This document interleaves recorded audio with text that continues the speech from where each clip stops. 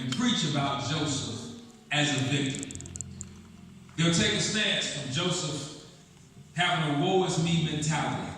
I don't know why people don't like me. I don't know why people put me down. I don't know why people hate on me. I don't know why people push me to the side. I don't know why people want to throw me in a pit. And if I was to really try to push that right now, we would be shouting. I would be touching some emotions. Everybody's got someone that's put them down, that's made them feel bad, and all these kind of things. And we get excited because we come together, especially at church, and we join forces with one another, rather around our pain, rather around how someone has made us feel insignificant, how somebody has made us feel subordinate to them, and all these kind of things.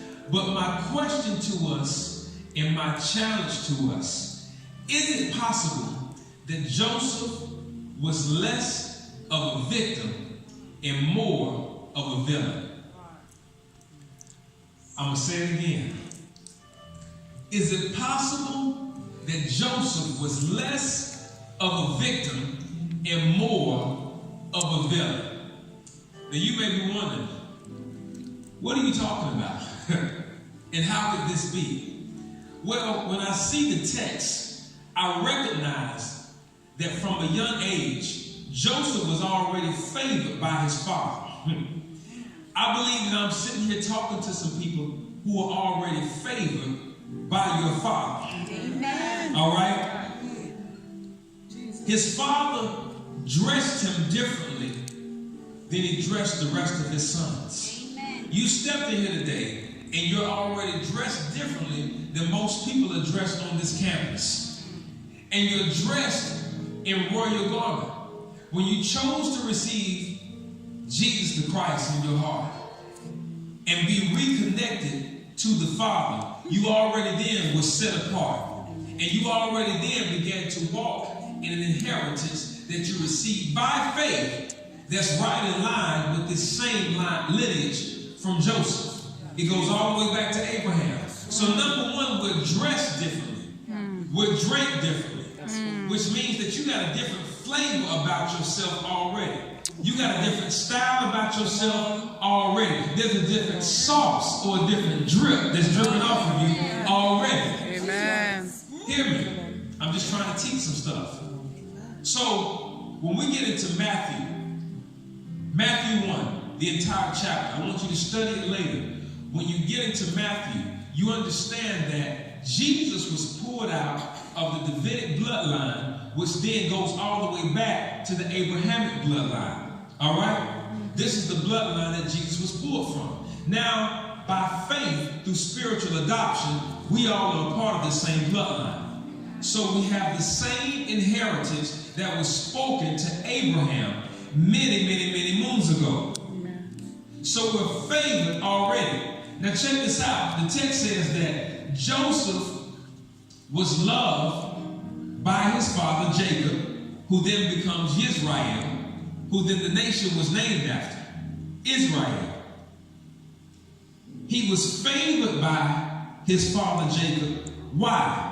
Because he was the seed, he was the blessing of his old age. Somebody says not too late. It's not too late. It's not too late. Now, his grandfather was Abraham. Abraham was promised a son when? In his old age. So right here, what happens is that God shows himself again that it's never too late for me to fulfill the promises that I have for your life. I'm speaking to somebody right now because you got some dreams, you got some aspirations, etc.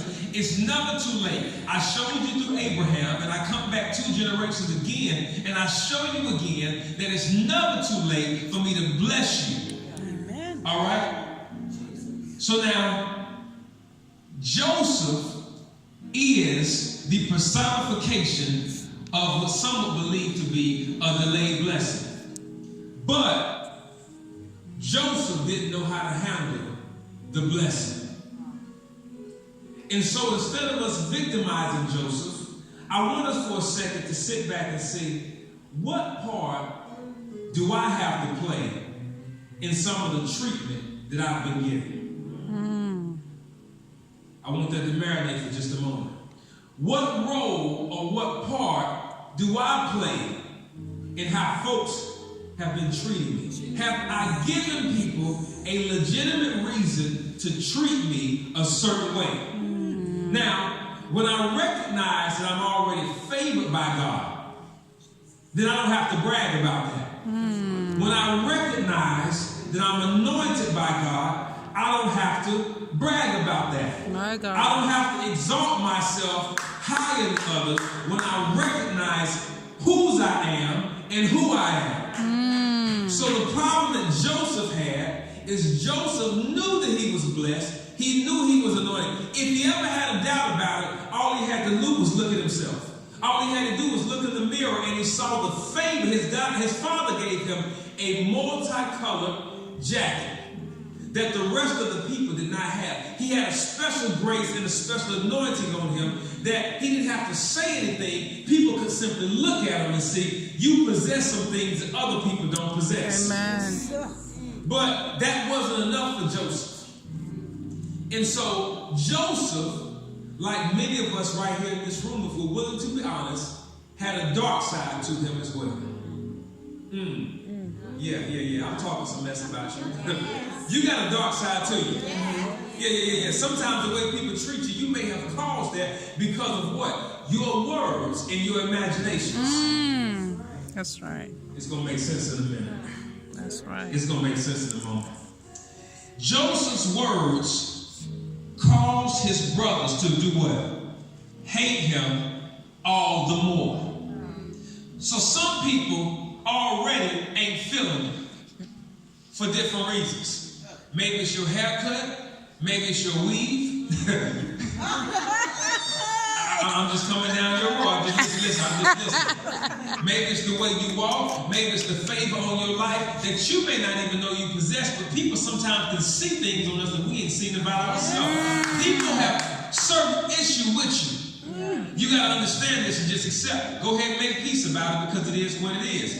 But on top of that now, what are we doing to cause them to hate us all the more? Now, we've been in church and they tell us to dream. We've been in church and they tell us to prophesy over ourselves, speak some things over ourselves, etc. Here's the thing that Joseph didn't recognize. Joseph's dream was all about him. Yes. So true. Oh, wow. I'm going to let this marinate for a second. So true.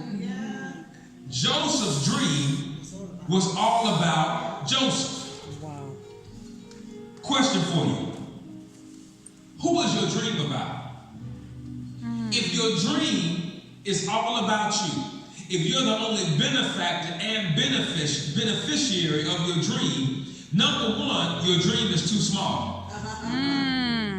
That's right. Number two, you haven't recognized the God of your dream and how God plays a role in your dream. I'm going to test you again. Wow. You haven't recognized the God of your dream and how God plays a role in your dream. So my challenge to you would be to question yourself as far as, is this truly a God-given dream? If my dream is all about me, then I got to sit back and wonder, Ed, did this dream really come from God? Or is this something that you have conjured up? Because when it's all about you, then what happens is that it starts and it finishes with you. You're the beginning and the end of it. But the God that we serve, no. He is the Alpha and the Omega. Hallelujah. Yep. Let he that started the good work in you.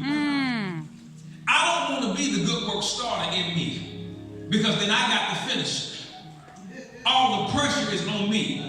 But if God is the one that gave me the work, that started the work, then all I got to do is be faithful to him and he will complete the work. Amen. Joseph positioned himself to where it was all about Joseph. We're going to get there.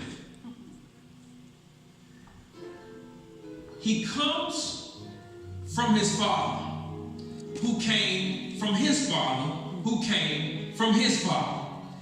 Abraham received a dream that was from God. And he said, listen, I'm going to make you father of many nations. Why? Not just so you can be Big Daddy or Big Mama, you and Sarah. I'm going to make you father of many nations so that those who are captive can be set free.